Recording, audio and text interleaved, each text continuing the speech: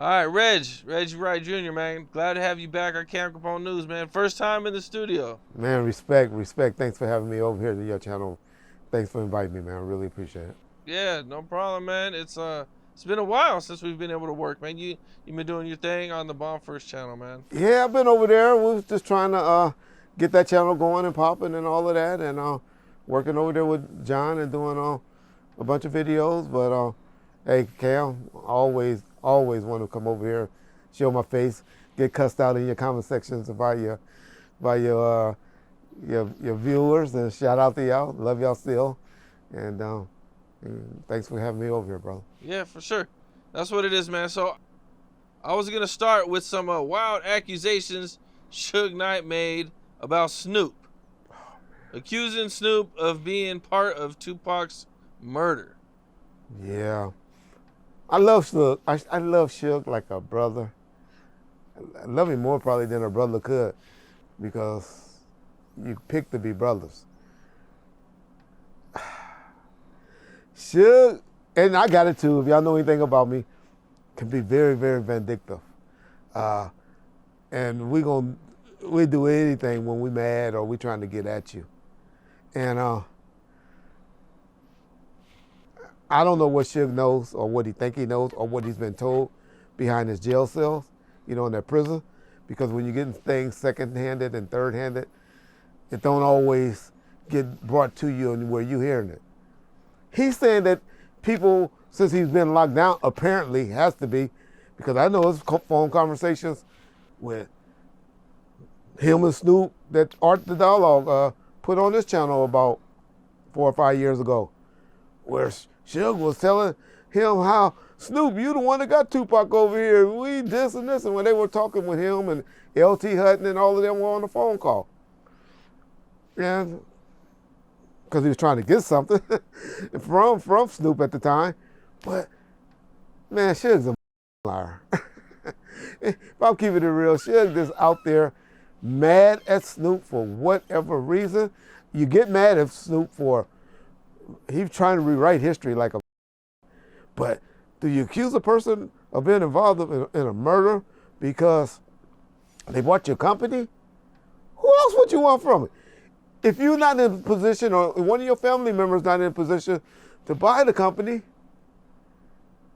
then who else would you want to own the company other than Snoop?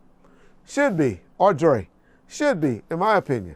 Dre walked away from it, so Dre shouldn't have any rights. I believe Jimmy Iovine and Dr. Dre are the ones that own the company currently and using Snoop as a front man, but that's just an opinion. And opinion is like what? An asshole. We all got them, right? Don't know that as to be factual. But I know that wasn't your question, Cam. I know your question was, why is Suge accusing Snoop Dogg of murder?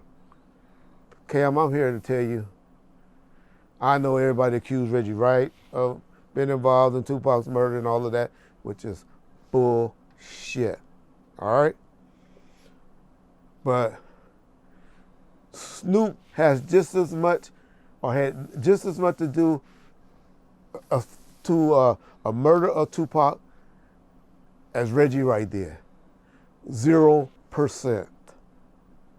And for people that believe in that, and for Suge to keep pushing that narrative, it's unfortunate. It's unfortunate, but hey, those who don't believe the Keefe D stories and what Keefe D been preaching, then I'm sorry. But there's only 2 people that's still alive that had something to do with the murder of Tupac Shakur. 2 people. Diddy, possibly, and Keefe D. The other 3 people are no longer with us. Do you have any idea where this hate comes from? Because I remember Snoop said that he met with Suge in Vegas and they went into a room and they talked out their differences. So, do you have any idea, like, where is this coming from? Is Suge just, mad at everybody because he's in jail and he's just kind of just lashing out? You would think that, and it would appear and come off like that. But, I mean, it's obvious that the hate comes from Snoop being in business with or publicly of Michael Harrio and claiming to be the owner of Death Row. It's obvious where it's coming from. But Because Harrio, I think we talked about this. He kind of did steal the company from Suge, right? well, he made a false claim. He made a false claim to make the company go into to bankruptcy, and that made Suge have to eventually liquidate the assets. So of course he's gonna have hatred for Harrio because they weren't able to work it out like, two men. Because in fairness to Suge, he always thought that he did. He thought he paid Harrio. Most people don't know. He settled this case with Michael Harrio in 1996. Then Lydia Harris came and made a second claim, and they were married at the time, and then they got a default judgment for $107 million because Suge was playing attorney, as he's been doing with his criminal cases and his current cases. That's why David Kenner can't deal with him no more. David Kenner asked to be off the case. As y'all see, if y'all really listen to him over there on Art's channel, he don't admit to no wrong. He don't take accountability for anything. And that's what's happening, but the hatred is all behind Snoop claiming to be the owner of Death Row, one. But two, you bring the guy that caused me all of this turmoil in my life, that made a false claim against me, and you bouncing him around like he's the co-owner of the company? Yeah, why Harrio? Did Snoop and Harrio have some crazy friendship or something? And Snoop calls him his OG. Trump pardoned Harrio, and Snoop's been real kind of cool with Trump ever since then. The whole thing is kind of like... I never made that connection like you just did to maybe... but I always called Snoop a politician, where he played everybody. But if you believe what Whack 100, and I know a lot of y'all don't believe anything Whack 100 has to say, but Whack swears he came on his show and called Harrio off for saying, "Hey, dude, Snoop been talking bad about you to people. Hey, you have confided to me," meaning Whack, "that Snoop ain't helping you with nothing. All we hear about Harrio ever doing was trying to sell some marijuana brand or something like that, calling it Death Row weed or something like that." So I think he used Harrio just to jab and to get at Suge. And Suge catch it. He caught it. He understands it. Well, why if they're cool? They were cool though. That's why I'm like, why even have that meeting? And what did that meeting happen? Like, I'm taking it happened not too long before Suge got locked up. Well, that's why. You be nice when people on the streets. Oh. But once they go in, then, So Snoop's right. Then you change. For Suge came out once he went to jail, and he was able to not really worry about Suge. So the problem is, like I said, Harrio has been promoting around like he's the owner of Death Row and all of that. That bothers Suge tremendously. Snoop putting him around like he did it. Snoop recently, and I know he didn't have a problem with Suge, but Suge sitting behind no bars and getting mad and hearing things, and mainly the Harrio thing, it just drove him crazy. But I just really believe that it's because of what happened with Harrio, and Suge is the reason why he's turning on Snoop and blaming Snoop for all of these. Was there an incident that happened or something? Well, the purchase of Death Row is what it all goes back to, or claiming to have been purchased and then bringing Harrio involved. And then, David Kenner playing with both of them. We have this video of Harrio and Snoop at David Kenner 80th birthday party or 70th birthday party, and Snoop was performing and stuff like that. So he's hearing about all these things and seeing all these things going on while he's in prison, and it's just like bugging him or driving him crazy. Snoop had promised to shoot some money to Suge while he was in custody. He ghosted. Suge got on the phone with E1 Entertainment and got the music license for LT Hutton for that All Eyes on Me music, All Eyes on Me movie, and had Snoop on the phone with them. And then he ghosted him. LT Hutton looked out, gave a little bit of money, but Snoop never did it. Now, I know a lot of y'all say, well, Suge's a grown man. He got family. Snoop don't owe no obligations to look out for him when he's in prison. What? Do y'all forget? Did y'all forget? Snoop would be still braiding hairs or getting his hair braided in prison right now if it wasn't for Suge Knight. Now, that bullshit that he's saying over there and had Malik go all into, don't agree with that. Not saying it's true or not, but whatever Suge did by putting up the money, putting up the defense team that he did for the top-notch attorneys in the state of California at the time, from Johnny Cochran to David Kenner to Don Ray and David Chesnall, all working on that case. These are top-notch attorneys. Saved Snoop Dogg's life. And so I don't agree that Snoop should turn his back on Suge after he did all of that. And so things like that, and with Suge thinking about it and knowing the things and the penitentiary chances and the financial chances and the risk and seeing Snoop hanging out with his kids and families that wouldn't have been born. He had only had one child conceived at the time prior to him being found out guilty.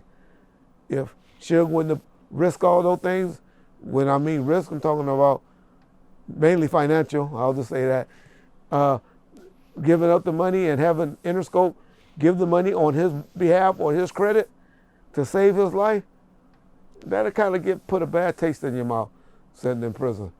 And a guy just turned their back on you for no reason.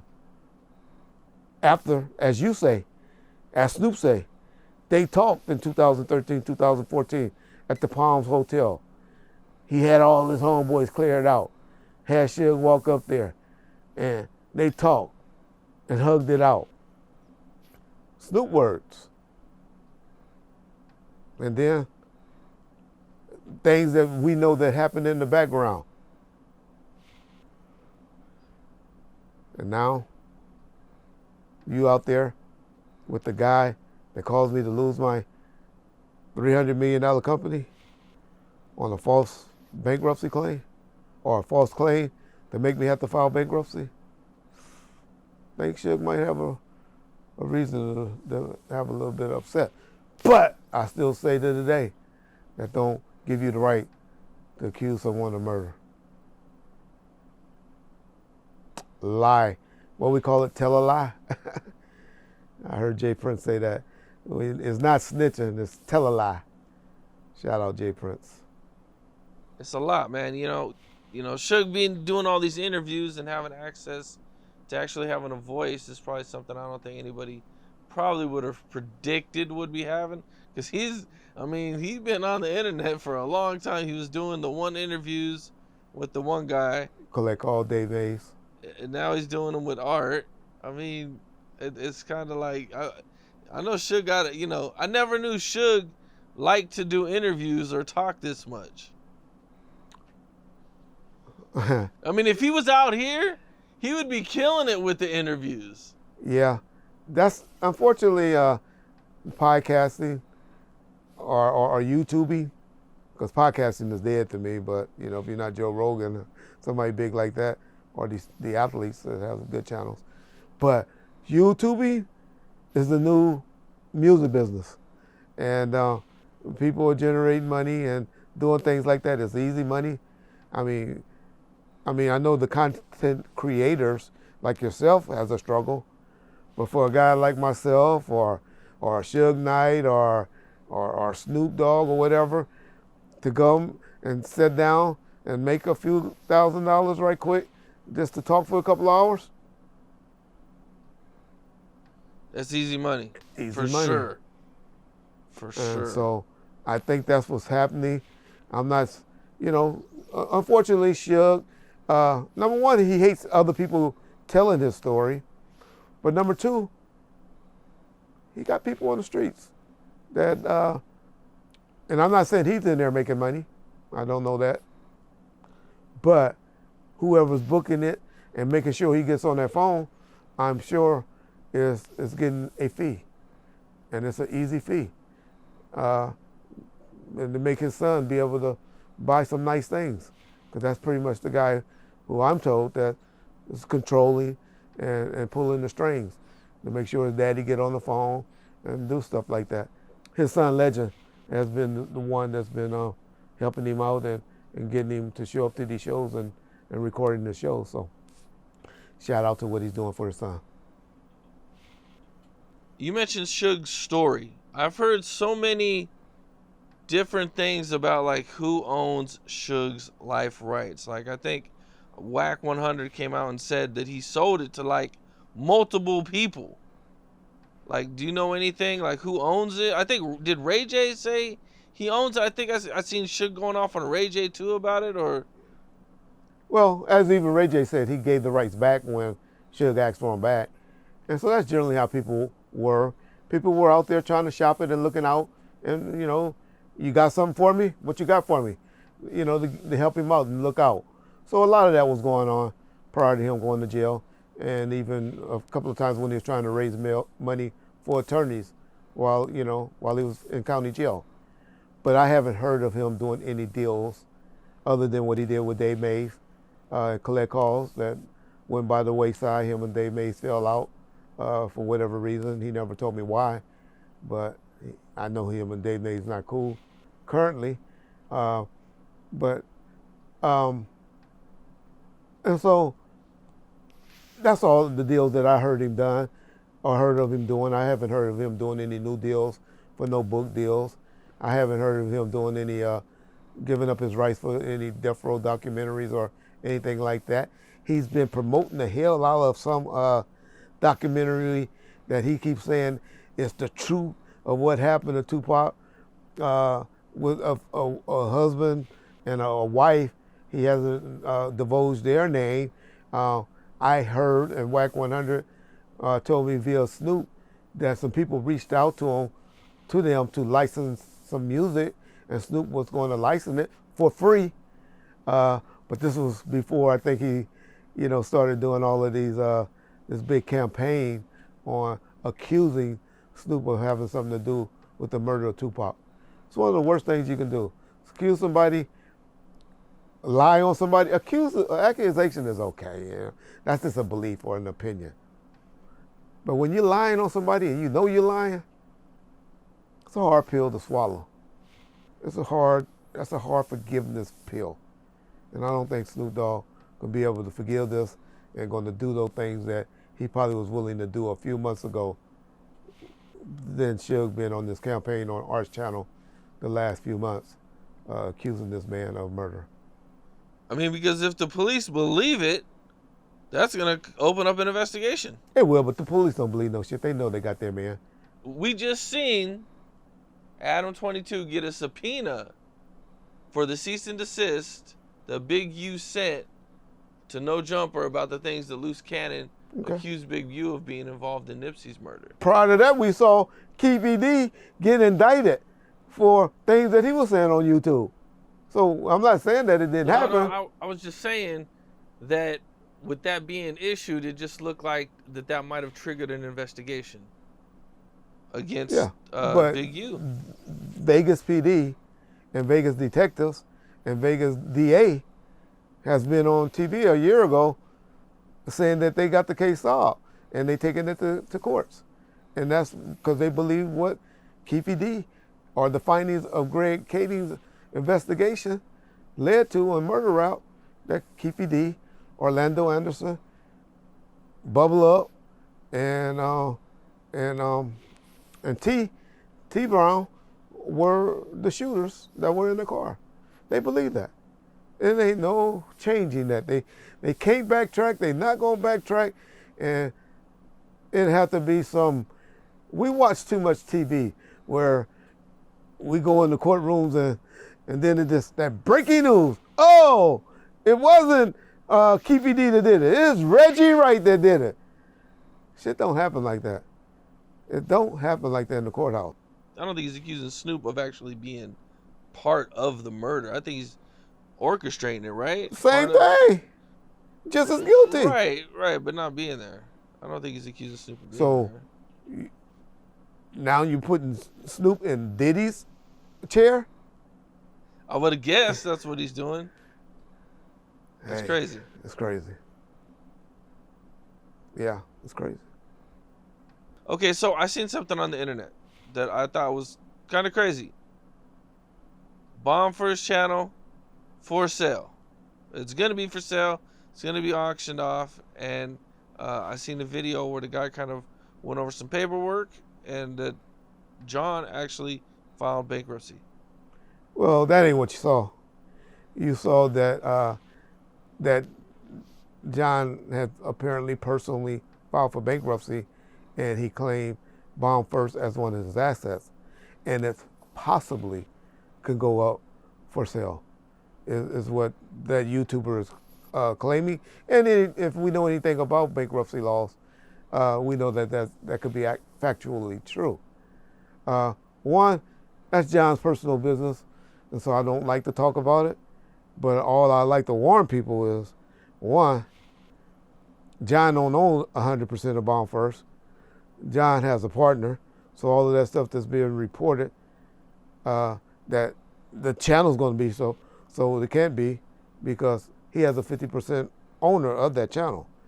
Only his half could be properly put in for sale or whatever. How they'll be able to do that, I don't know.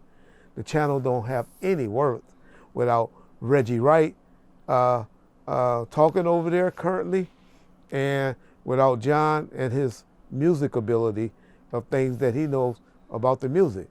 And so the channel is worth zero without us too. But if people think that they can go and make some content on it, y'all talk to anybody that's on YouTube and they tell you the value that's been made off of old videos per month.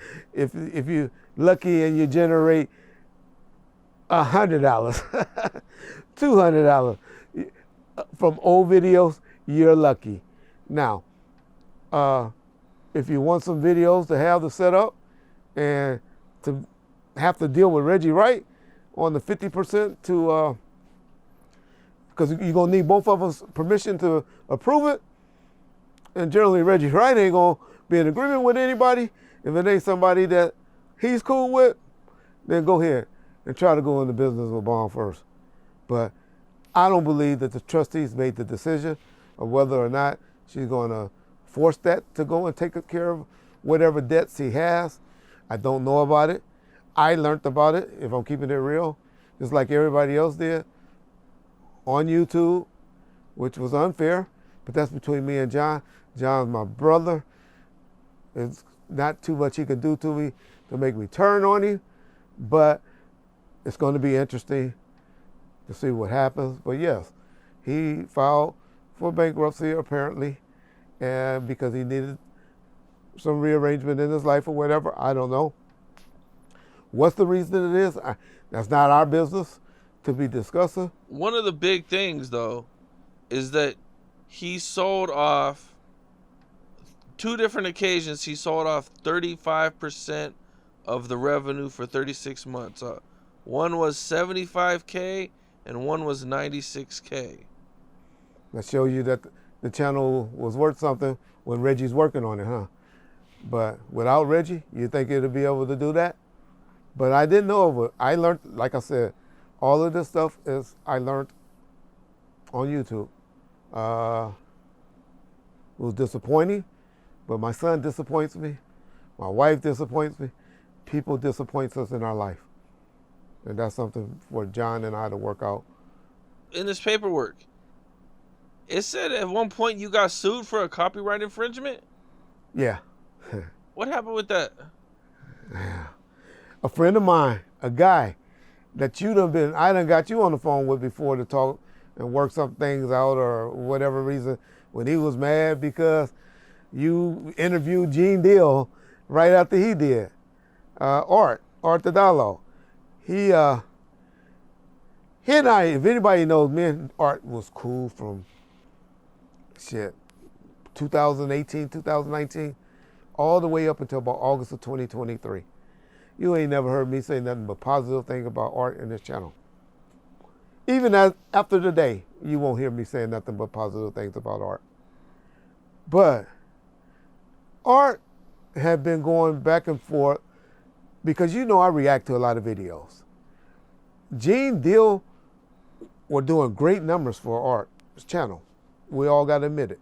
They were, I called them before Kobe and Shaq. I called them Kobe and Shaq before, and those are, my favorite basketball because I'm a Laker fan. And so I felt they were doing things like that together. And he was like, Reg, Gene's getting mad, because you keep reacting. I'm like, well, you keep telling lies on Death Row. Tell him to stick to, Biggie stories or East Coast stories and all that. Stop inserting yourself into Tupac things or Death Row things. Because if they're inaccurate, I'm going to correct them. He's like, all right, Reg. And so he then finally texts John directly himself. And John, and I told him, well, you deal with John, You deal with John about whatever's inserted because I do the videos and then John edit them up. And he was like, okay, Reg. He texted John, and John told him, okay, we won't do it anymore. We didn't do it anymore. This is like July of 2024. We didn't do any more videos where we inserted Gene Deal misinformation, and I responded to him. In August, he goes and do an interview with Timmy Rue. Prior to that, he had told me, Reggie, you can deal with anybody videos other than this Gap 2 that be on this show. Because he said they had some business together, which was Del Rey, straight game TV guy. And Gene was our agreement. Me and Art was talking all the way up in July and all of that. So he goes and have Timmy on his show. Timmy Rue gets on there lying, telling all type of crazy stories about James and stuff. Told a story about James shooting him, in the nose. Art, through my relationship with James, my question to ask James about, posted a video on his channel. Me thinking me and Art is cool, have no problem. I repost James' response to what Timmy said and reacted to it. He goes and get mad out of nowhere and send me a demand letter to pull it down and to pay his law fees for $2,200. I'll give you that letter so you can post it that his attorney sent me. Go, what? What the f? Okay, you tell your client that I will never. I'll pull that particular video down, but he is not going to censor me from responding to his guests as he requested of me. I'm not going to do that. Or stop asking people about Death Row and Reggie Wright or Tupac situations if he can't handle a response. He got mad. I'm hearing, I never was served. No one ever contacted me. I learned about this in John's bankruptcy filing that he apparently had tried to sue me. Why his attorneys didn't know how to serve me, I don't know. Art's been to my house. Art done been to my house on 10 different occasions, minimum. Me and Art done hung out, shit, watching football games together and all that, having dinner and stuff together. I don't know. I guess he didn't know I moved. But they weren't able to serve me. He goes. And so that's what I hear about this.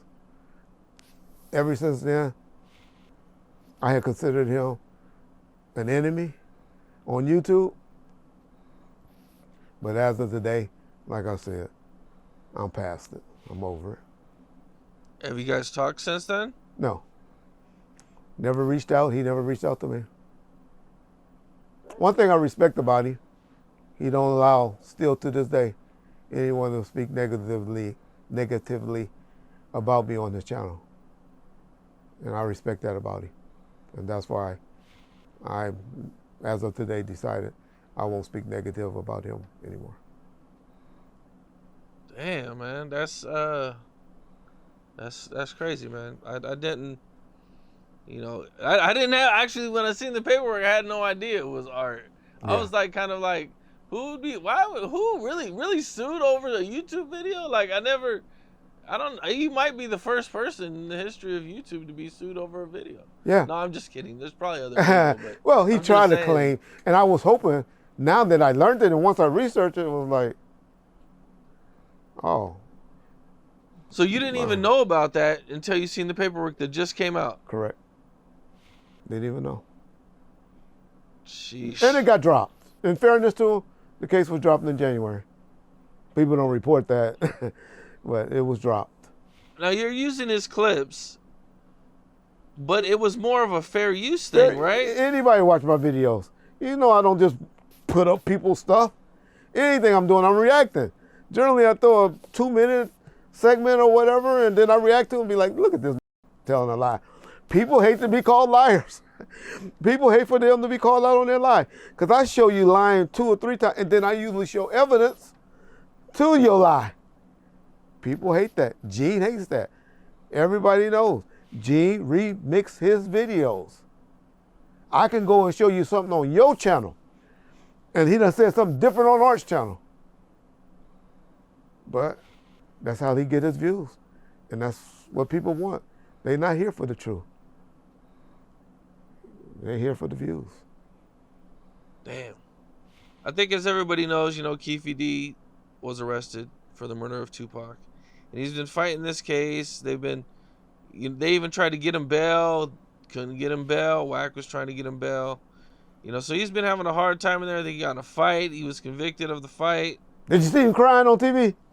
Yes, I did. Yes, I see. Yes. Gangster. And now they pushed the trial back a whole year after he accused you of being part or being the person behind Tupac's murder. Kind of, sort of correct. His attorney said that they found evidence that I was the one responsible for the murder of Tupac, and that he wasn't even in Vegas that weekend. His attorney or his PI also said that he found evidence that Tupac was murdered in the hospital. Most people miss that part. So that's to show you that Keefe D and his attorneys back up against the wall. They wanted an extension, and they just threw something out. And who's going to object? The DAs were like, okay, go ahead. They'll never bring this up in court, but if they want an extension, they'll give it to you. Only innocent people want to hurry up and get out of prison, or people that believe they're innocent. I.e., why Diddy and his lawyer team is trying to speed up their case and want it to go to trial in May, next month. Which is crazy. No true defense attorney. That's why that black attorney quit. Because he's like, this is too fast. We're rushing this. But it's hard to convince an innocent man to extend their time in prison, or one that believes they're innocent Because by no means are I'm up here saying Diddy is innocent. But I believe Diddy believe he's innocent of the crimes that he's facing. Now, my whole point is, so that's why Keefe don't have no problem extending it for a year. What he has to lose? He know he's not getting no deal for no 3 years, time served. He's facing now 20 years, up to 20 years, for the assault in jail. They're trying to give him 20 years He's for a facing fight? 1 to 20 years is what he's going to be sentenced May the 27th, from anywhere from 1 to 20 years. Now, I'm not up here saying that he's going to get convicted. I mean, he's been convicted, but sentenced to that type of time. But, yeah. What's the rush? What's the rush to come home? There is none. Man, that's crazy. That's a crazy sentence. Damn, man. So, do you think he's got a real chance to beat it? Okay, the evidence that I guess they got that, the police are saying that they got proof that his wife got a hotel that weekend that Tupac was killed. Okay. But other than that, all they really got is him talking. That ain't good enough for you? Now, that's what they need to be wasting their money attacking, is attacking getting no things kicked out of court. Because Cam, let's keep it real. All those videos get played in court. That book get read in court. Those 2 statements he got to law enforcement officials get read in court. The idiots on YouTube, Snitch No Joke, Gap Tooth, and RJ, and people like that, yeah, they go and try to muddy up the investigation like that.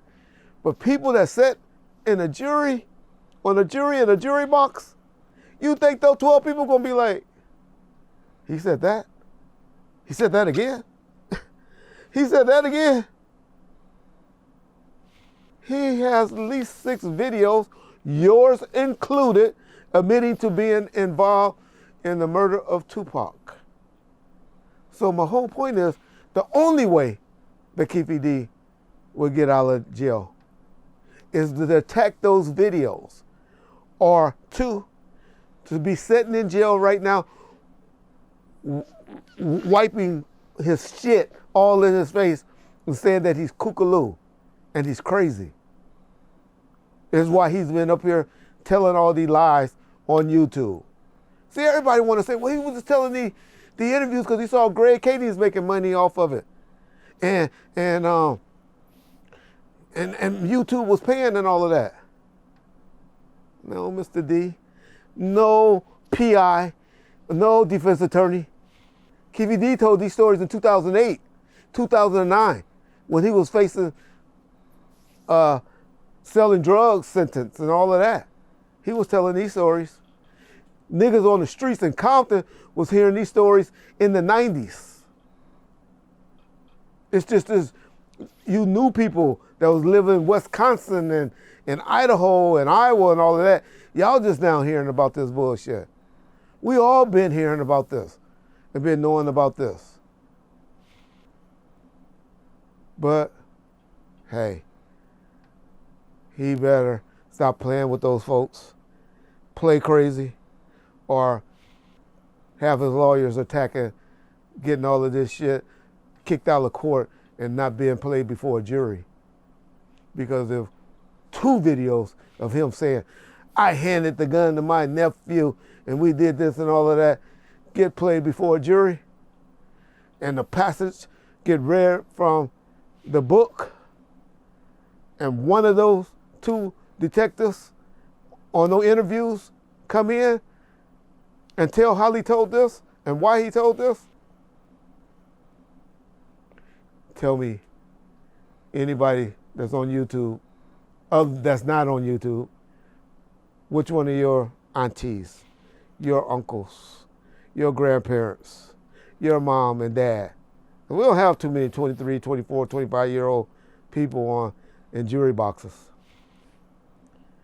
Which one of them gonna be, oh, he did that, he was just joking? Yeah, okay. Y'all believe that. Talk to me in March of 2026. We'll see who laughed last in all of those. You're guilty, Reggie. You're next, Reggie. All you clowns. Wait, talk to me in March of 2026. Bet you won't. Bet y'all won't come and apologize. Well, they got the proffer on everything that he said back then with Greg Kading's, though, right? So Greg's one. Greg can't really be a witness, can he? Why? But he had partners in there. There's 4 other investigators in there. Y'all know Greg Kading's on YouTube. That ain't who the DA be communicating with. They can communicate with other investigators that was in there. That credibility, quote unquote, is not shaky or whatever. Okay, forget the ones that happened in LAPD. Kick them out. Do y'all know that Keefe D went and met with Vegas PD and told the same story in 2009? Wait, hold on. What do you mean he met with Vegas PD and told the same story? He went out there and met with Vegas Metro Homicide Division, and told the same story. So he went to Vegas and told them that he took part in the murder of Tupac. The same thing that he told Greg Kading. Why would he do that? He'd be facing cases. He wants to get this off of him. I don't know his reasoning. Him and his lawyer decided to do that. He went with an attorney and did that. Was it did he have immunity or proffer or anything? That's where the issue comes, I think. And that's the type of shit that his attorney needs to be attacking. They said, hey, my guy is not a criminal attorney or anything. He didn't know the difference between a proffer agreement, which is a queen for the day, which means it's only good for that particular day. He thought he had a blanket immunity. That's the type of stuff that needs to be brought up and needs to be argued, not that the lie, I wasn't in Vegas. I know Reggie Wright Jr. did it, or this person did it, or that person did it. That's the type of thing they need to be attacking instead of wasting their time. Well, hold on. I need to know more about this Vegas thing in 2009. How'd you hear about this? I've never heard about this before. Because you ain't following this shit, Cam. You be following too much other shit. Anybody out here knows that. He gave 2 different statements to law enforcement, 2008 and in 2009, Cam. And there's paperwork on this? There's paperwork on. They talked about it in his court hearings.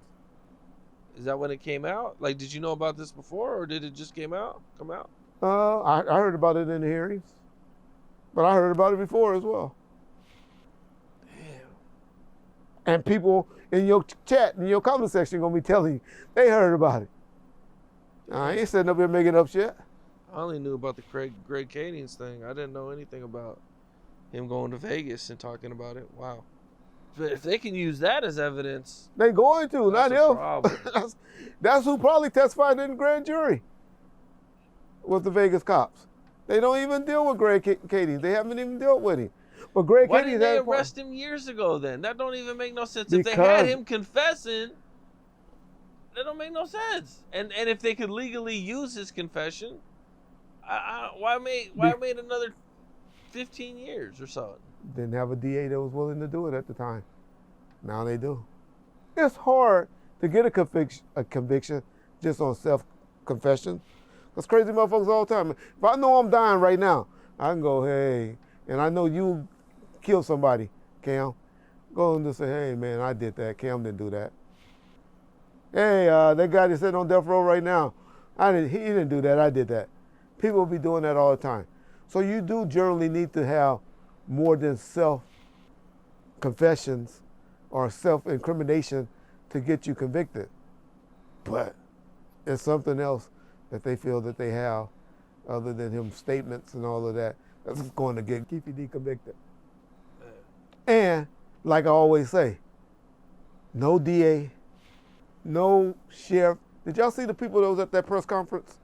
That was the sheriff, not a deputy sheriff, not no inspiring lieutenant or no inspiring captain or something. That was the sheriff that goes up for vote, and a DA that goes to elections that were up there bragging about or talking about they got their man. 27 years later. Those people like that don't put their reputations on the line if they don't feel as though that they have a solid enough case. But YouTubers, for content, Oh, blame us. have a ball. Have a ball with it. And they just sit back and laugh. You know, I came across an old video of yours. And in the video, you were saying that something bad was going to happen at No Jumper. Do you remember that video?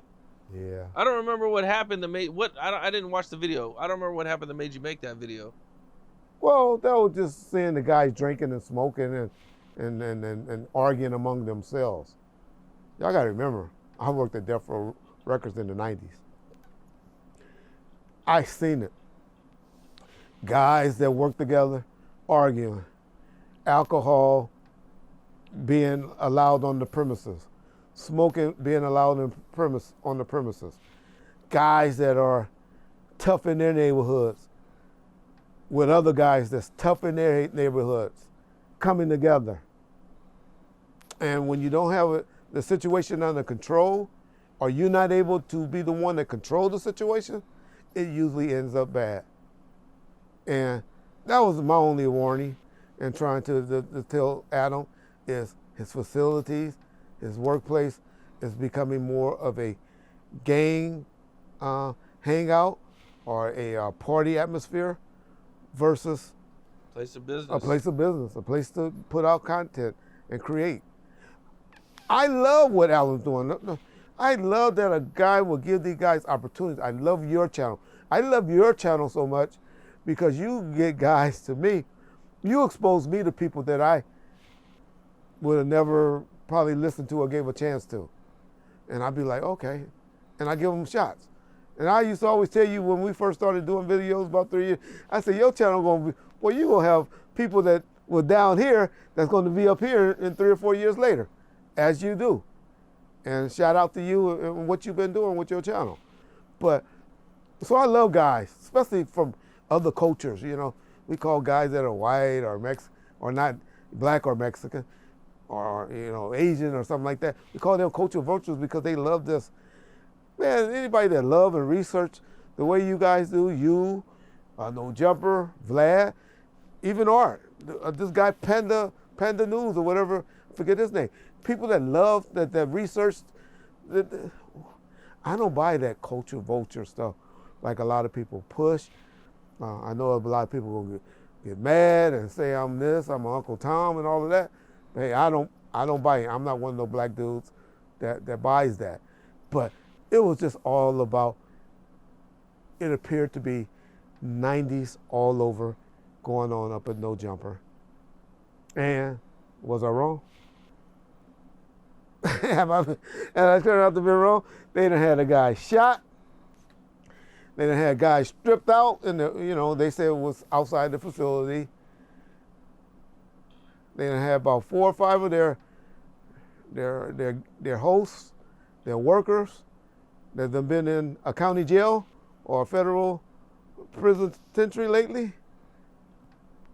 How many employees has he went through? I can think of 10 that have left there that were on camera. We don't have no idea of the people behind the scenes that has left. It was only my peer advice. I know he got mad and he said, I'm just an old man, need to just stick to telling death row stories. You know what my response to him. If I can only tell death row stories, then he should be only able to tell bicycle riding stories and watching his wife get in the ass by a black man. That's me. But as I said, I respect what you do, Adam. I love that you're giving brothers and Mexicans and minorities an opportunity to get their story out. So shout out.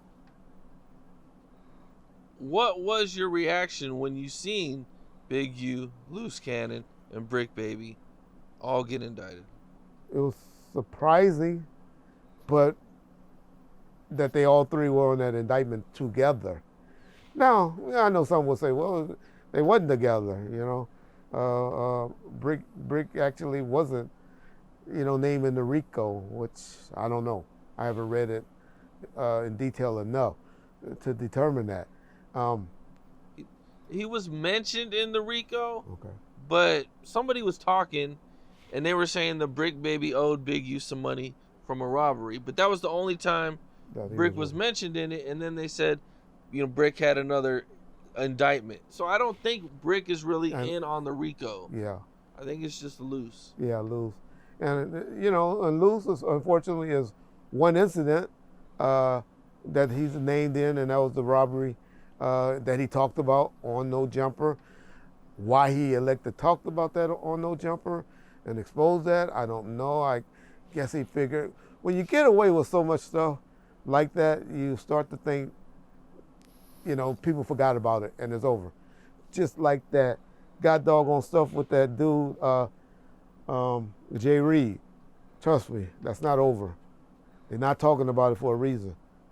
People are getting too comfortable about that situation. They're coming and arresting some people on that Jay Reed situation. I think it might be a state case and not a federal case, or it might be a separate federal case. But they're coming. But my whole point is, I think he just got too comfortable. After hearing 600 and Whack, and the family started talking about the incident, then you knew it was a matter of time. I only assumed it was going to be a Vegas case, to be honest, a Vegas PD arrest case, because that was, so I thought he was going to just be a Keefe D cellmate, to know that it was federalized like it was, and they had him on other things, was surprising. I hope none of the things is true, but I'm not one to set up and try to say free somebody, free this person, until you're incarcerated, and I feel there's evidence that you've been convicted wrongfully.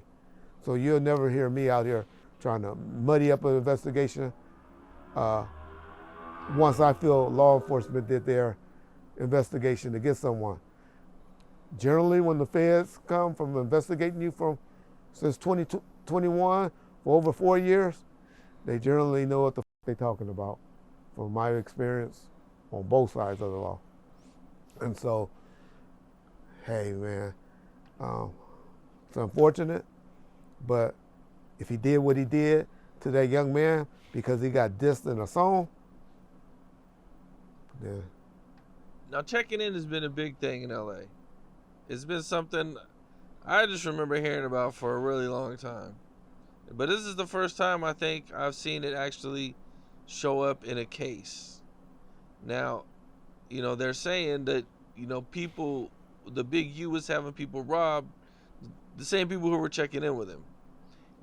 What's your thoughts on checking in, and, how far back do you remember that being part of the culture? Well, fortunately, I wasn't in the game when it was happening, but if y'all listen to any of my interviews, y'all done seen, I done talked about it on several channels, where I thought it was a joke. I didn't think it was a crime because I didn't look at it as extortion. I really looked at it as a security bill, where I used to say Suge and Big U were doing that to people, where they'd play good guy, good cop, bad cop, where if Reggie and Cam was having a problem, and then one of them would grab the other one, be like, I got you, I'll take care of you, they ain't gonna do nothing to you. When those two was really conspiring together. Hey, I just pushed up on Cam, go protect him, Suge. And so I looked at it as a security bill. I didn't realize it was a crime when I was exposed to it. I used to say they used to play niggas like a ping pong, back and forth. I talked about a situation with Ludacris and T.I. that I know personally, where one of them saved one from the other because they thought, there was a situation. The guy from 310, where where he cut a check and stuff like that. And so I heard of it. It's been going on since about 2005, 2006, but I didn't look at it as a federal crime, as people are reporting it now. We got basketball players. I mean, there was a little dude, my boy Magic. He used to do. As y'all saw in the video, when he was outside, Peanuts club in Hollywood, hollering at Lil Wayne, like, Suge can't save you, Suge can't save you. And Magic was, Suge boy at the time. So, when he was hollering at Lil Wayne, when he was getting in a truck going into a club. So things was like that, going on like that. But I always looked at that as a security bill, not so much extortion. When they put the word extortion or extorting people, then that's a different ball game. I really hate that this checking in stuff is coming out to be like a extortion attempt, other than people saying, hey, I got you when you come to our town. That's what I've really heard. Like, it's a lot of the times, like, rappers, they'll come to town, you know what I'm saying? They want to link up with some guys. They're usually, there's some tough guys. So they got guys around them who can handle Correct. business, know their way know around. the areas, know where to go and where not to go. Right. Know where to go, where not to go. Oh, you know what I'm saying? All right, cool, man. We'll hold you down. You know what I'm saying? Just drop a verse for the rapper we got from our hood. Buy some tennis shoes.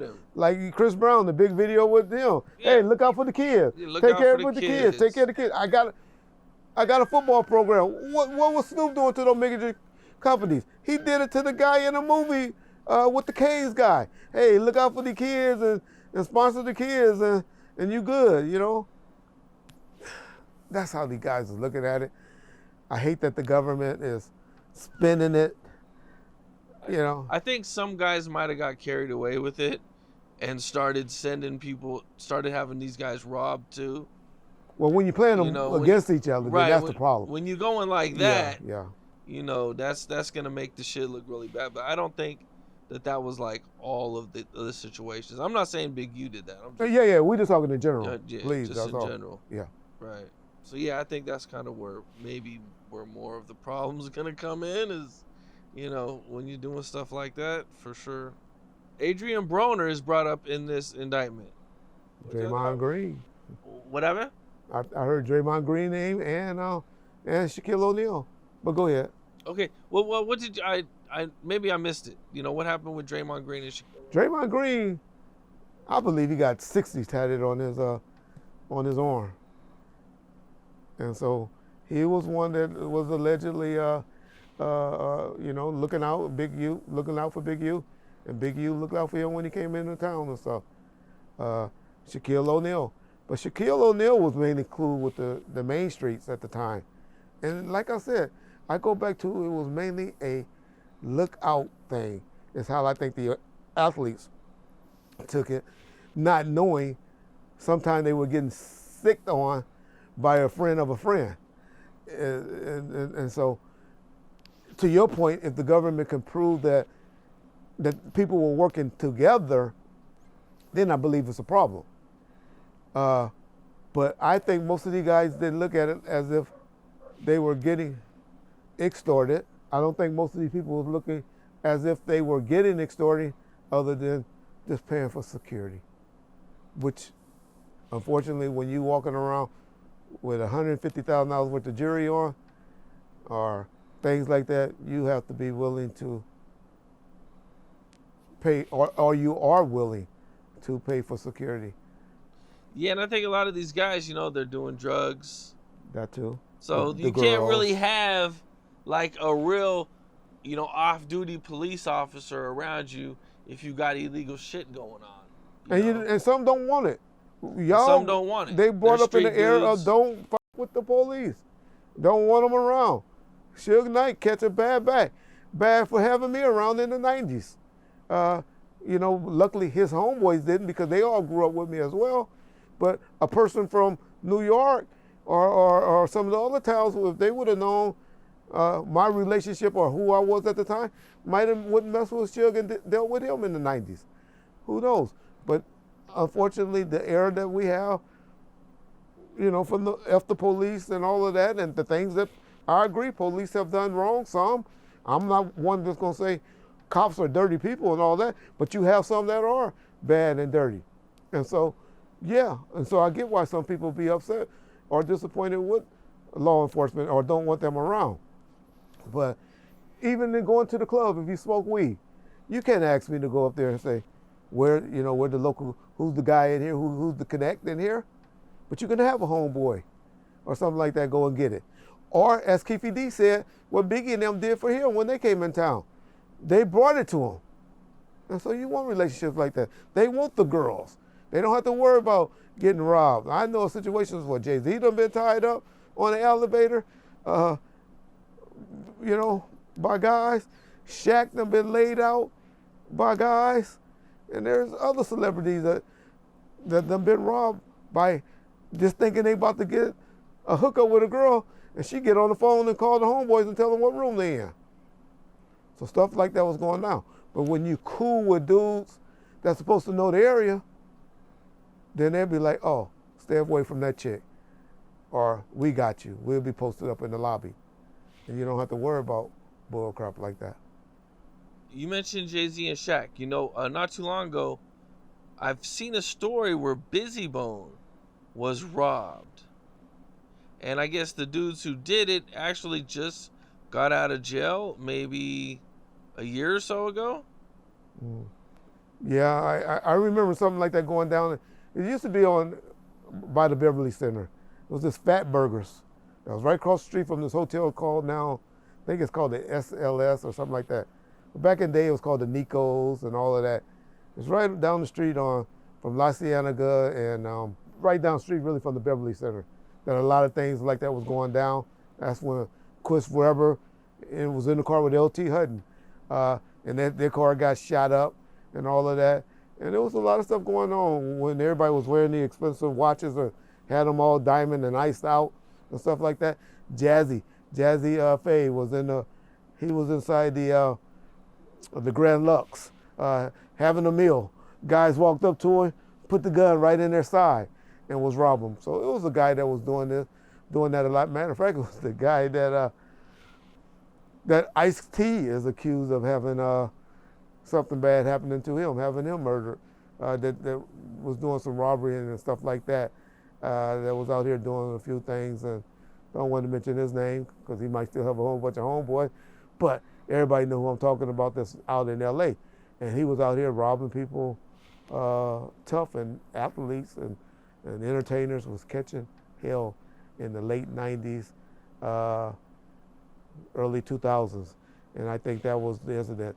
Recording studios. I had got about 5 security contracts for recording studios where they were coming in there. The dude from Onyx and them, I remember they got laid down at the studio called Sound Castle. The dudes from Onyx too? From Onyx. Yeah, they got robbed inside of a recording studio. What's that boy name?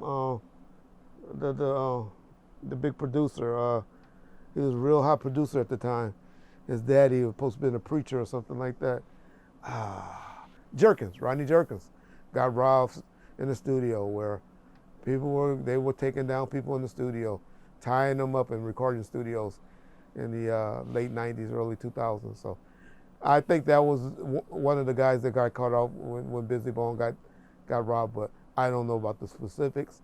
I just remember when they got robbed and it was during that era. So Jay-Z too. Jay-Z got robbed in an elevator? He got robbed on the elevator, yep. Yep. Guess he got a problem with elevators. I mean, bad things always happen to Jay-Z on the elevators. Elevators for him, man. Jay-Z probably said, shit, give me an escalator. What about Shaq? Shaq was laid down in a room. Some girls, he went, Shaq was a big trick out in L.A. He was buying girls expeditions and stuff. And Shaq had a deal with Ford.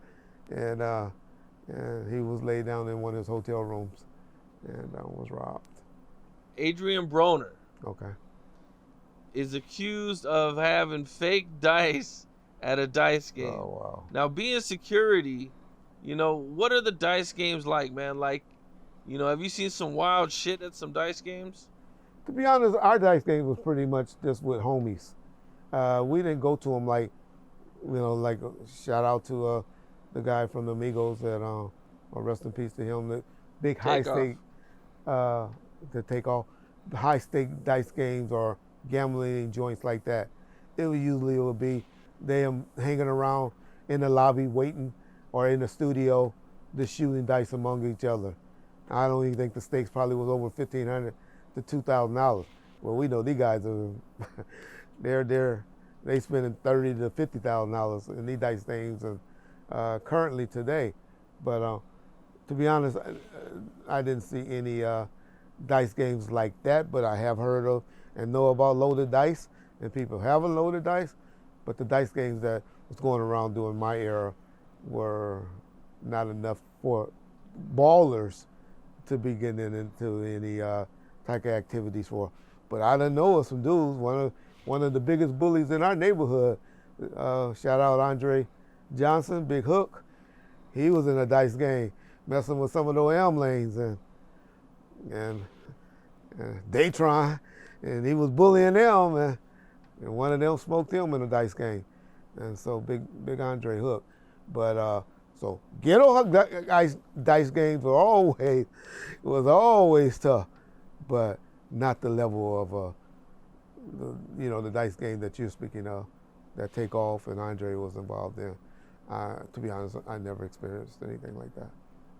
Okay, I wanted to circle back on Suge real quick, man, because Suge made some more claims that I think I've seen you talk about, but he was claiming that Tyran Turner was lovers with Dr. Dre.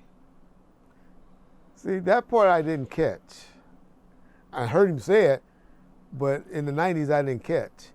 And Tyran, you talk to Tyran just like he come across on the videos, he is cool as a motherfucker. You know? He got, I kind of got in the middle of a beef between him and Yuck Mouth. Shout out Yuck Mouth. That's another good dude that's on YouTube. And my boy Alex Alonso called me and reached out to me and said, hey man, Tyran want to talk to you. All right. So how I always heard of the beef between Suge and Tyran was Tyran told a story and Art misquoted him or didn't explain to him well when he said Jay Prince got in the middle of a story. That story apparently that Tyran was talking about happened in the late 2000s. I mean early 2000s, 2003, 2004.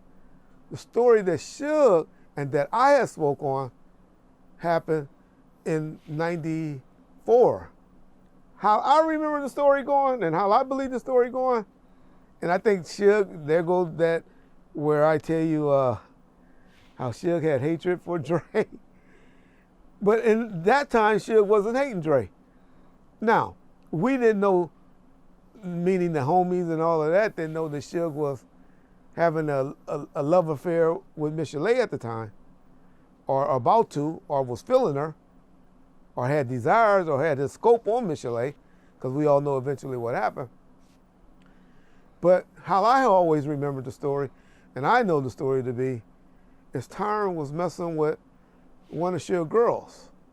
It was actually this girl named Rashida. He used to call her Eyes, just so if he hear it, he know what I'm talking about. And Tyran and Eyes was messing around. But this was a chick that Suge used to sick on Bobby Brown, and whenever they came in town, they just had a cool relationship. Where he'd be like, because she was real tight with his cousin relative, and she was fine. I mean, she was fine. But she used to know how to get her money from dudes. And her and Suge used to lay up and do whatever they do, and then he'll go, hey, go get that money from so-and-so, go do that, go get your money.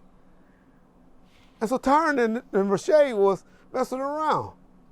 But Suge didn't really like that, and he hate guys that, but he tell the girls go get their money and stuff. So Michelet was messing around with Tyran for a minute, all right? He used that as an excuse for either his jealousy for Michelet. I don't believe him and Michelet was messing around yet, but I think he had her under, he was trying. But definitely what Tyran told me was it was because behind Rashida, I can't think of her name right. We called her Eyes. And that's what the beef was. And that's the only time he ever had an issue with Suge in the mid-90s. And so. What was Suge's reaction when Dre left? Suge didn't want that to happen, contrary to what people believe. That wasn't his intent. But Tupac couldn't believe what he was like. This dude never come around the studio. Now Suge will tell you now that he heard that he was gay and all of that. We wasn't hearing no rumors of that. I mean, we were hearing rumors of it, but that wasn't the reason, because he had fine chicks and, Michelle and all of that. So he would hear rumors of that because of the guy that came out there to interview David Ruffin Jr. recently. He used to always live in a back house with him. And then his boy Bruce used to always live with him, the guy named Bruce. And so it always been little talks about that. But nobody really tripped on that or was thinking that.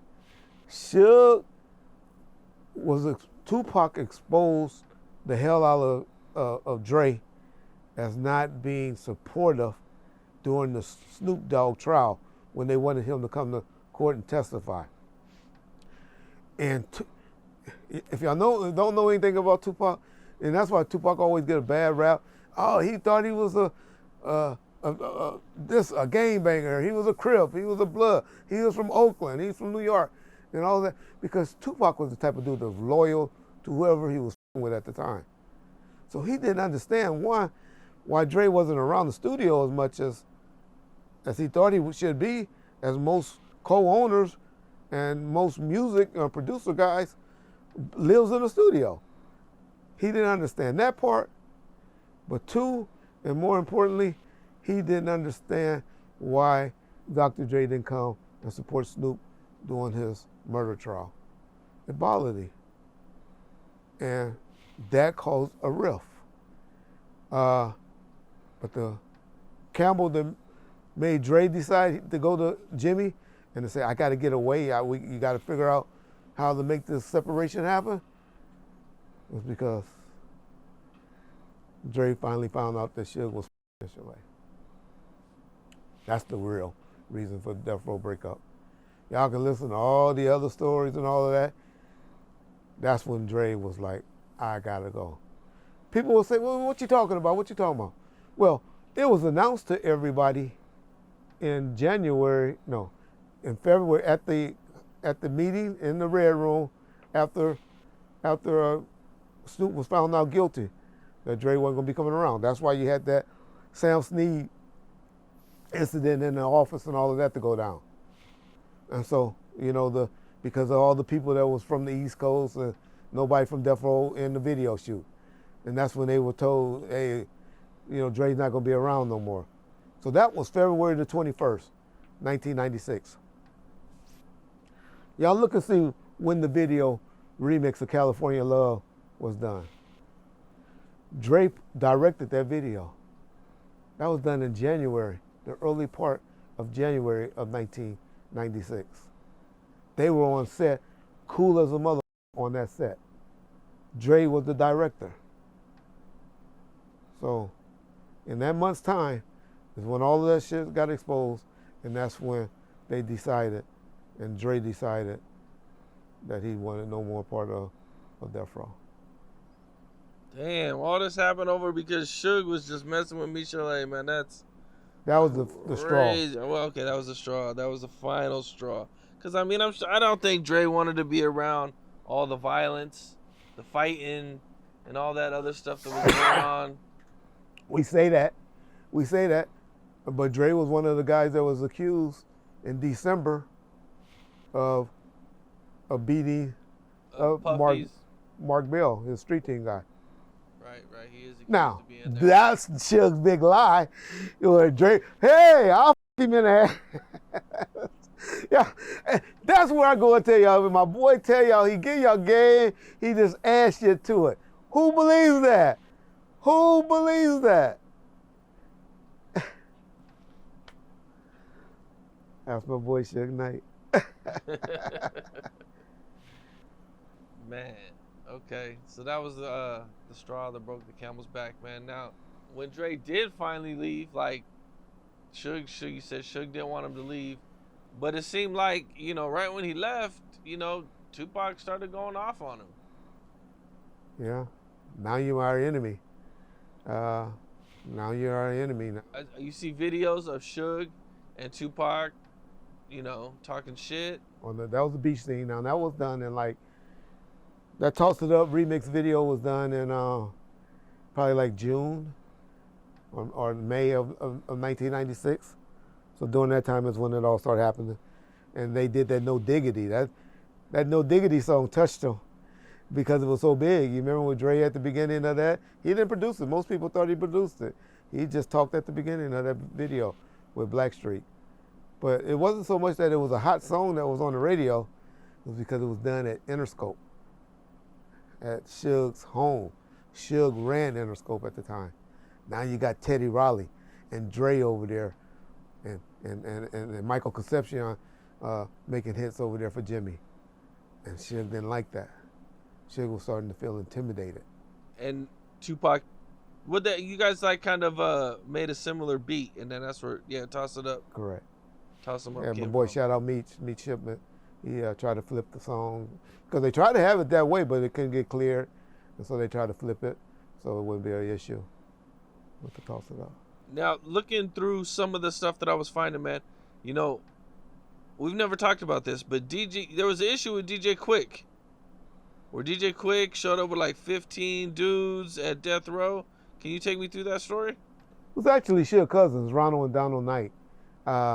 We had the night before, Suge did a great thing, which I thought was, Ronald and Donald have a nephew named Thomas. His daddy was Hoover Crip, rest in peace, Thomas.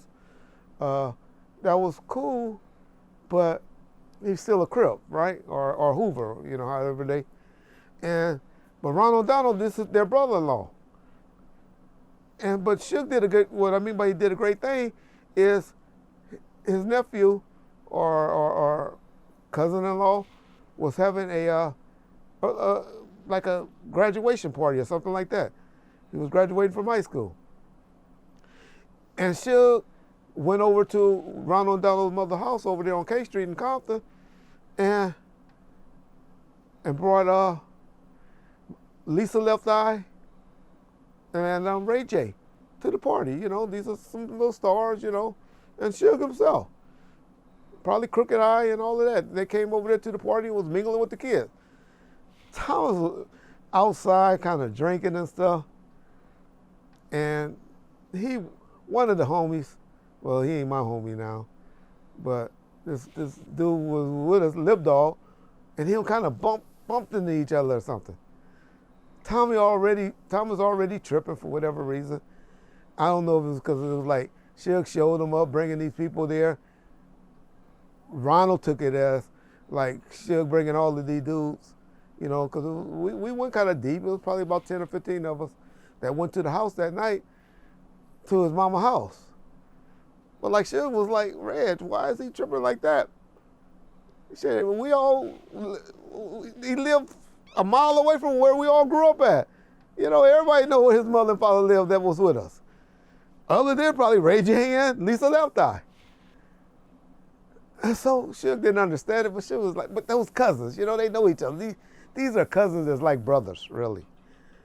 But they have a cousin rivalry for whatever reason. Because, Ronald and Donald do good on their own, and then Suge, everybody know what Suge was doing, right? And so they had that kind of little, but they would kill each other. They would kill you over each other, right? And so Ronald called me the next day. Oh, well, I left out a whole big part. So when they bumped into each other, there was some gunplay where people were pointing guns and Thomas raised his gun and my fat ass got in the middle. Because me and Thomas was cool. We wasn't partners, but we knew each other. Because I knew his wife, me and her went to school together and stuff, Sandy. And I got in the middle of it. And the nigga that was with me, Bob Gotti, he'd be on point. and he was beamed down on Thomas. And the only reason he probably didn't shoot was because, he would have shot me because I was in the middle. And so the next day, Ronald called like, Reg, where y'all at? I need to meet with y'all. I need to talk to y'all. Y'all bringing all those niggas to my house and y'all out there pulling guns at my house and all that. Y'all showing up the Quik house. in the middle of the night, because like a day or two before that, we went over to Quik house and got him up, and Suge felt he owed him some money, and went in, talked to Quik and all of that, out there in Porter Ranch, at his house in Porter Ranch. And you guys went in the middle of the night to Quik's house. Yeah, I know. Okay. But it was like 2 or 3 in the morning. Yeah, it was actually though because Suge was going to visit his, and that's how Suge works. Suge is a graveyard person. He's a graveyard worker. Suge don't get up until 4 in the daytime when he was on the streets. But actually, he was really going because his son and his daughter's mother lived in that area, in Porter Ranch. And so he was really going over there, even QD3, a bunch of people lived in that area. It's a nice spot in Porter Ranch, gated community. And so then he remembered that Quik lived around the corner or whatever. He's like, Reg, let's go around there. And so we went over there, and he went and talked to Quik, right? But he was pushing up on Quik a little bit. And so now Tony Lane, who's like Quik's protector at the time, like took offense to it. And so Ronald and Donald and Tony Lane and all of them mounted up, and they called me and I was like, man, we just got in. He called me that morning, like 9. We ain't at the office. We ain't going up to the office till about 5 or 6. I'll be up there. All right, Ronald. I tell Suge like, whatever, okay.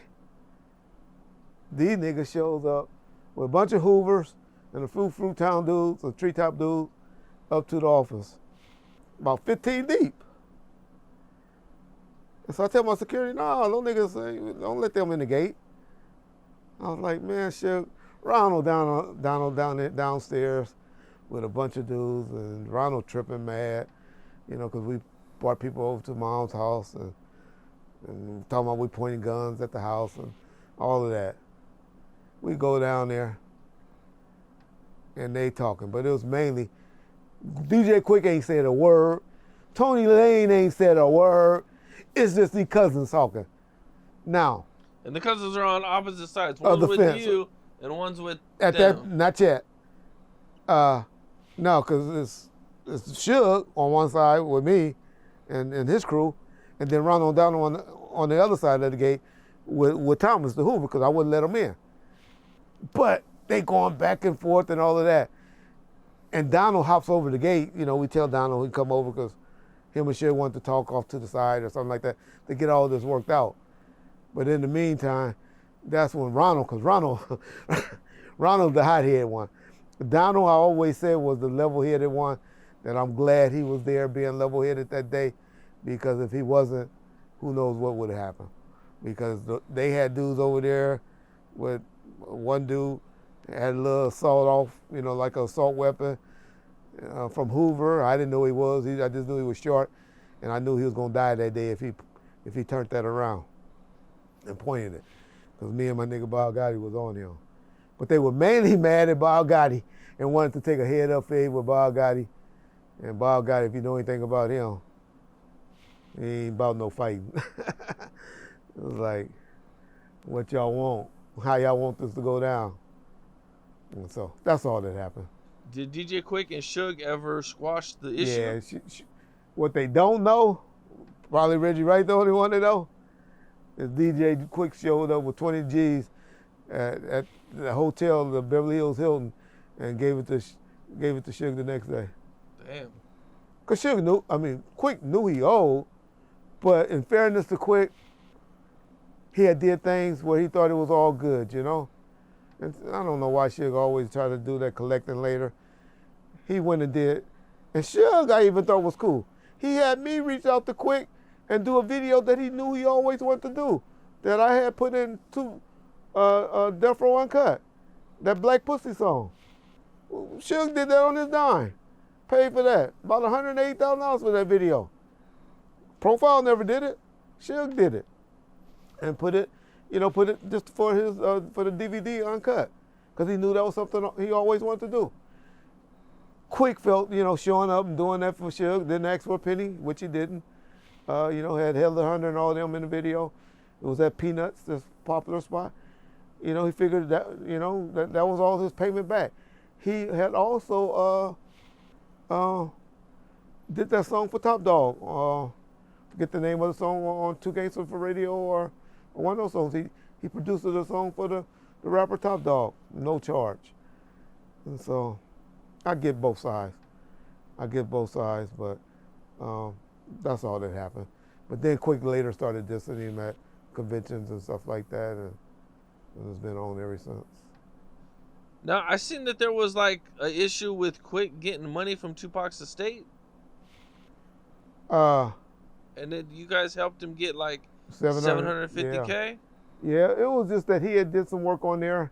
Ronald, and Tony Lane, who was kind of like managing him at that time, and was like, hey, Quik felt like he owed some money. He owed some money and all of that. And all I did was just turn him on to the estate and how he can get some money. And he got paid. He got paid for that.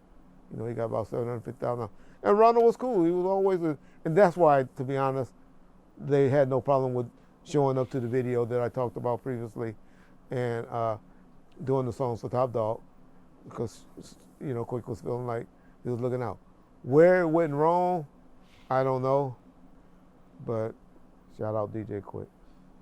I seen you touch on this before, man, but there's been a lot of speculation about Westside Connection and why they actually broke up. I remember it wasn't too long ago where they were asking everybody about hey, we're gonna get Westside Connection back together, and Ice Cube seems to be like dead set on like no way I'm working with Mac 10 again.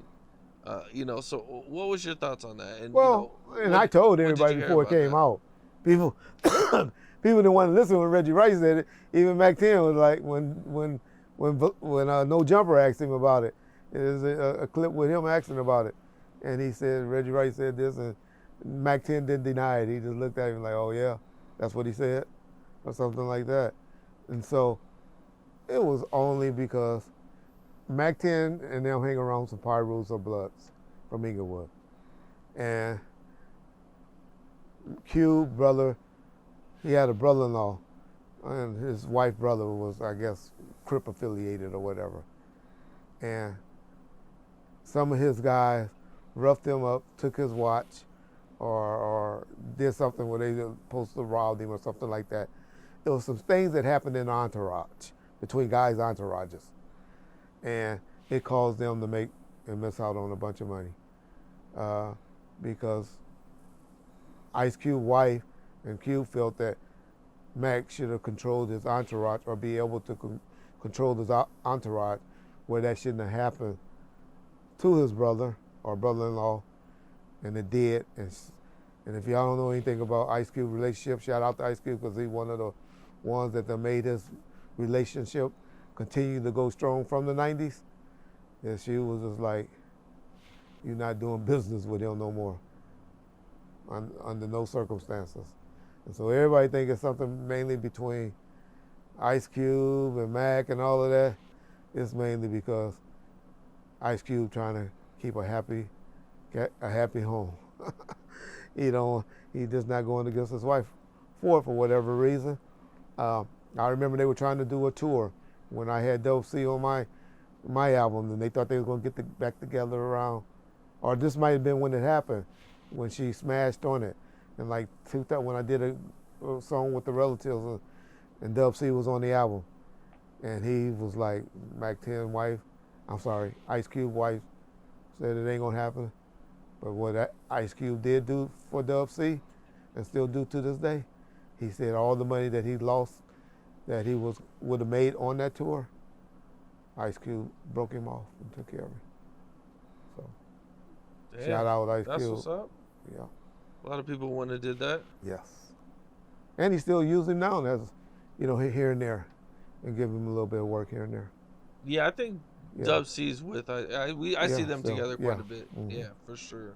Ice Cube do a lot of things on his own as well, though. But yeah, that's one of my favorite rappers. Believe it or not, Snoop Dogg. Can you take me through the situation where Suge got into it with Akon's brother? Wasn't there. How did that whole situation happen? Do you know? Yeah, I can tell you about it. I wasn't there. I was supposed to have been there, but I elected not to go to Arizona because wasn't feeling Suge like that at the time. There was this dude. Shout out to my nigga Detail. I'm not gonna say free Detail because I don't know if it's true or not. But Detail is this producer that did the song for Ray J, One Wish, and started working with Akon and Lady Gaga and Lil Wayne and Baby and all of them. He's been around. But Detail fell on hard times, him and Ray J, in like 2007 when and he was signed to Ray J as a producer of Knockout Records. And they fell on a little hard times. And so I had this dude from Denver, Colorado, shout out Heiser Randall, Big Randall. It's called True Dat Entertainment. And so that's just when I did some stuff with the Realist on Every Now and Then and Ray J and people like that in the video. And so I started looking out for them. Signed a Detail to a deal and had my boy looking out for Ray J. We never signed no deal or anything, but we was trying to do an album on him and looked out for him for a few months where he was able to keep his bills afloat. And so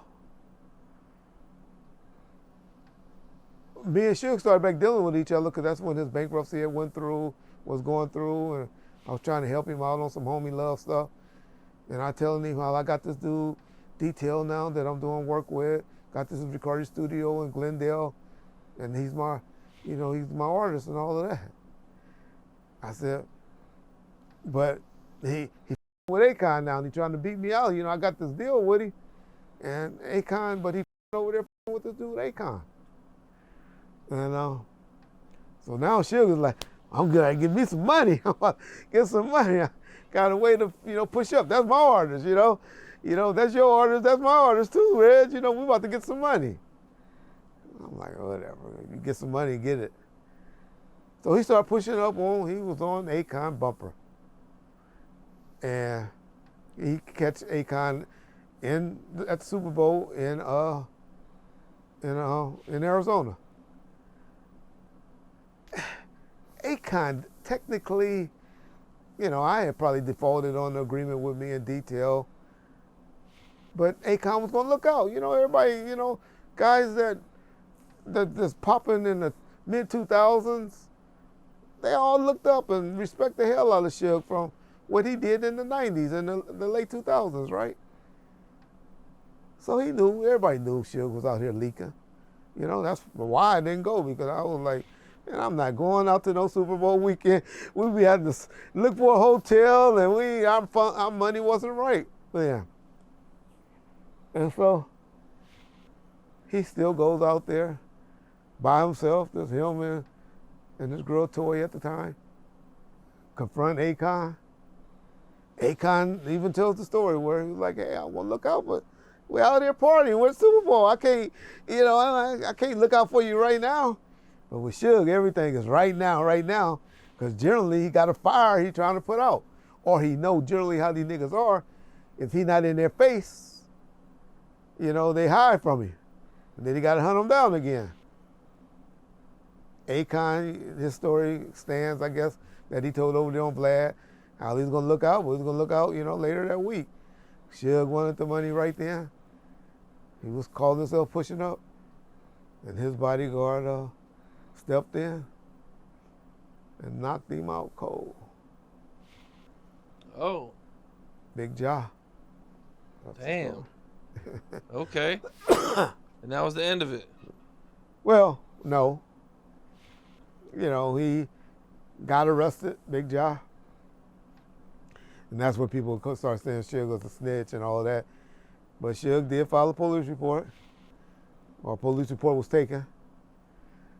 But that's when the allegations, I don't know either way, just were whacked, speaking on and said that that's when he started extorting them for some money to drop the charges. Whether it happened or not, I don't know. One of the things that I've heard over the years, I never really understood or didn't get a full picture of was that, everybody's kind of like accusing Snoop and the Dogg Pound of being jealous of Tupac. When Tupac got there, the Tupac got all the attention. He got all the beats. You know what I'm saying? Everybody was working with Tupac. You know, what's your thoughts on that? Well, nobody saw it originally. Now hearing them doing interviews and speaking and people action currently, then you would believe that. You would be like, yeah, those dudes was envy or jealous. But in the heyday or in from November to September of 1996, you didn't see it. It wasn't obvious to us. Okay, now Dogg Pound did get a couple of things set aside. They had a double platinum going on a triple platinum album that were on the charts, the dog food. And they were slick to do back then. If anybody knows, usually when you have a decent album, you usually get 3 singles you get worked off of an album, definitely on Death Row. When you say worked off singles, that means paying to go to radio and a video, a music video. Nowadays, everybody, they do a video to every song. But back in the day, you would only get videos to about 2 to 3 songs. They were about to do another video for the Dogg Pound album, a reality for that song. They went on promotional tour, got into it on the road with Sharitha, and that's when they were acting stupid and got crazy, and he kind of pushed them to the side and started pushing more of Tupac and California Love and stuff like that. That's about the only sign of jealousy or artists got mad because feeling like they were slighted in somehow or something like that was the Dogg Pound. Now, people like Danny Boy, who thought their album was about to come out, Jewel, who thought her album was about to come out, or maybe Lady of Rage album who should have came out. But that was just her doing for not, because after Afro Puffs, she was set up to be next. But she had a problem with writing, and she was a little lazy in the studio. So who would you have wanted to come out? Who was set next to come out in your mind? Snoop had pretty much just did the album Murder Was the Case, so that was still doing what it was doing, even though that was supposed to have been like a soundtrack. Who other than R&B should have been up next? Suge was scared of that R&B because that was something new to him. He was setting Danny Boy up, but Tupac came and everybody's albums got pushed to the side. Snoop was on house arrest from fighting his case. He wanted to work. Dre had left. He wanted to work with an up-and-coming producer, DJ Pooh. DJ Pooh, who was the gentleman, that was with Ice Cube that wrote the movie, co-wrote the movie Fridays with him. He was an up-and-coming producer at the time. And he went and got locked out and was over there working with Snoop. And then Quik was over there working on Danny Boy at Can-Am. And then the other room was Tupac had it booked up and locked out. And so, I mean, for them to say artists was jealous, people was jealous, who turn was it? The only person that really could have that argument probably was the Lady of Rage. And you have to blame a lot of that on her because she was kind of not good with the pen or as fast with the pen as people. Yeah, I remember she came out on Doggy Style, man. That second track was crazy. But nothing was bigger than Snoop gave her a huge look. but nothing was bigger than Afro Puffs though. Afro Puffs was the shit. Yeah. Still got girls running around talking about Afro Puffs. Got the Afro Puffs. Now, I've always wondered this, man. So, like at the beginning of the "What Would You Do" video, they're dissing Jermaine Dupri. I know, after that, Jermaine Dupri had said some stuff about Dre, and Dre kind of just dissed Jermaine Dupri later on in his career. But what was going on at that time that made Snoop, Daz and Corrupt diss Jermaine Dupri? That incident, that happened out there with the Freaknik and all of that stuff that was going on there. People were just taking stuff that was going on with the coast. It wasn't behind the Bow Wow situation. Lil Bow Wow he was gone from Death Row at that time, but he hadn't went over there to So Def yet. It was just, beefs were the thing then. Think about who wasn't Death Row beefing with then. They were beefing with Ruthless Records. They were beefing with Uncle Luke. They were beefing. They wasn't quite beefing with Bad Boys yet, but Bad Boys wasn't blown up like we know Bad Boys to be blown up yet. Flavor in Your Ear was a good song and all of that, but everybody was just filling out Biggie. Biggie album didn't sell like we thought, even though Biggie had some great remix that did well for him, but they wasn't fair that then. But as we know, in September of 1995, Suge went to a Jermaine Dupri party and felt comfortable going there. So don't know what the beef was, other than just trying to get up some record sales. Now Mace came out a while ago and said that there was 70 Bloods outside of his hotel the night Biggie got killed. Yeah. What was your thoughts on that? I think that's just some little paranoia or whatever that this LA guys. Shit was in jail when Biggie got killed. People wasn't following around and rolling around like that. That was loyal to Suge at the time. People wasn't hanging out. We had got raided. Suge was in jail, had just got found guilty for, probation violation, 8 days prior on March the 1st. Nobody was rolling around like that. That's why even when people were saying they saw DJ Quik outside the Peterson thing, it was like if he's out there, he was signing a profile. He was out there on his own. It was no Bloods or no Power Rules that were loyal and rolling around for Suge like that. Especially if, and I'm not saying they are, they were supposedly being involved in doing something to Biggie, a plan like that was in place, they wouldn't have had dudes running around there. So I think they would just saw some dudes from Inglewood or just assumed that they were Bloods or Power Rules because they didn't know them, because they were used to seeing all those South Sides Crips around them, and they figured it was just some guys. But people just don't know. During award shows, every hood be out, looking, lurking, going around and doing stuff. So I don't know what he's talking about. I know I wasn't out and about, and I know Suge was in jail, and so who he saw, I don't know, but I know Buntry Al. As a matter of fact, I think Buntry was even in custody at that time. They had took him in on a violation on a case. So I don't even think Buntry was rolling around. So I don't know who it could have been. Definitely wasn't nobody from Death Row. Definitely wasn't nobody from Death Row.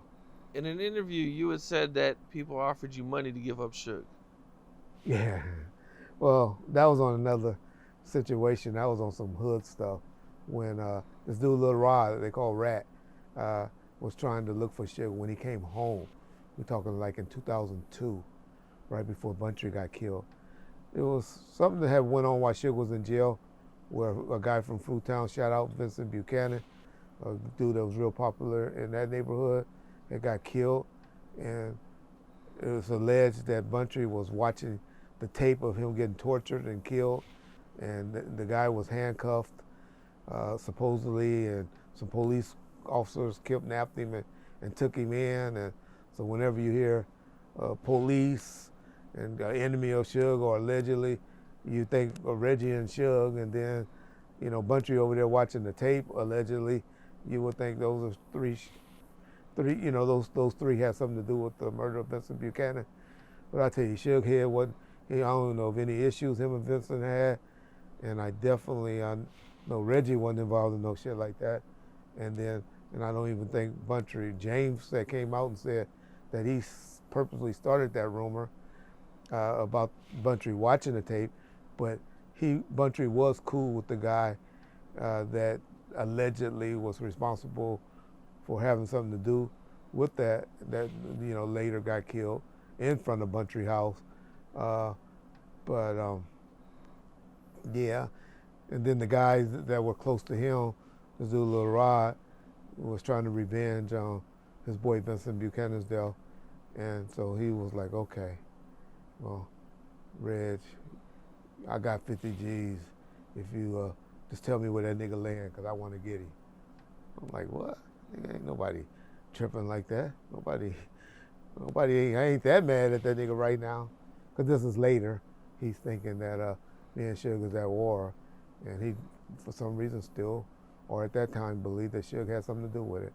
But as mad as I am at Suge today, Suge ain't had nothing to do with that bullshit. Damn, I mean, for 50 G's, that's quite a bit from back in, when was it? Was this the 90s or It was like 2000s? 2002, 2003 when the phone call was made. But Sheesh. Lil Rod, he's a rat. Yeah. Was that the only time that anybody wanted you to turn on Suge? That was the only time that I can remember. Did Eazy-E ever sue Death Row? It was a lawsuit pending in federal court for Suge for that assault, or alleged assault, or an extortion of getting his contract, or him getting forced to sign over the contract of Dr. Dre rights, Michelle rights. It was a DLC or somebody else rights to Suge, and they were in court. But the day he died, the case was dropped in federal court. The day Eazy died. Okay. Eazy was suing. Okay, so was he suing for money, or what is he suing to get his contracts back? The rights and for money, mainly for money. He had a deal in place. That's why he always rapped and brag about a payday for Eazy, whatever he said. Payday always meant Eazy's payday. And which is true. Priority Records. Suge got Dre signed over his rights as a, from Ruthless, but he still had rights. That's still to this day. If you look on the back of, well, I don't know if to this day, but I know up until about 2012, 2013, Dre was still albums. They had a lifetime deal where his albums have to be distributed by Priority Records or whoever owns Priority Records at the time. Dre signed a lifetime deal with Priority for distribution. Just for distribution. That was and Brian Turner. I thought Dre was with Interscope. Interscope is as a label, but go look on the back of Chronic 2001, and you'll see is Interscope / Priority Records as the distribution company. Okay, so how does Eazy-E end up with a piece of that? Because Brian made a deal with Eazy, and they said Jimmy to make him go away, leave them alone, and just said, hey, you can have lifetime distribution on me. And Dre must have signed off on it. Okay. Oh, so he gets part of, Eazy-E got part of the distribution part. From Priority. From Priority Records. Okay. And I never really understood, exactly how that. And that's why Suge feels though he's on a lifetime management. He got lifetime management on him because in that deal he had something where he got lifetime management. But Suge don't understand bankruptcy law, and he got dismissed once they went to court. Who filed bankruptcy? Dre? Suge. Suge filed bankruptcy? Yeah. Okay. Yeah. So he lost all the rights, yeah. Oh. In bankruptcy court. Because, as you will learn, the company Death Row filed bankruptcy, but Suge also personally filed bankruptcy as well. So when you file bankruptcy, everything that you own, you lose? If you don't do versus a Chapter 7 versus Chapter 11, where you can do a reorganization, but if you just want everything swiped, then everything you own, you lose, or have to be liquidated. Oh, okay. But they have reorganizations ones where you don't lose everything as well. Generally, that's why it's smart to put your companies in LLCs or Inc. so you won't have to do that personally. Because Capone, you can own a house, you can own your YouTube channel, and all of that. Say your YouTube channel not doing good. Do you want to lose your house because your YouTube channel not losing good? So that's why you should put LLCs or incorporate versus this being a sole proprietor. Right, I'm a corporation. So that means the house that you own or whatever you own personally can't be touched if you decide to file bankruptcy on Capone, or if you go into business with Reggie Wright and that business don't do well, you just file bankruptcy on that particular business. But if you go as a sole proprietor, then everything that you own that you're a part of can be attached. So that's why a lot of people incorporate themselves. All right, Reggie, man, I appreciate you coming out here, man. It's been a while. Appreciate you, man. Thanks for having me on your show. make sure y'all go pick up my book. It's on Amazon, Confessions of a Label Boss. I know that's a funny word to y'all. You can say, that nigga ain't never been no label boss. If you really research Reggie Wright, y'all learn. I was in charge of 3 record labels during the end of the 90s and the early 2000s. But shout out, y'all pick it up. It's mainly for artists that want to, just learn some tricks and the do's and don'ts that want to be in the music business. It's not that Death Row book or that Reggie Wright book or that Crooked Cop book and all of that. It's just a book about people that want to learn about the music business. So, those of y'all want to pick it up, pick it up. Those of y'all don't, well, you know what Reggie Wright say. I won't say it on Cam Capone. Peace. Go get the book. All right, later. What's up? This is Cam Capone. We got more content like this coming soon, so hit that like button, subscribe, and stay locked in to Cam Capone News.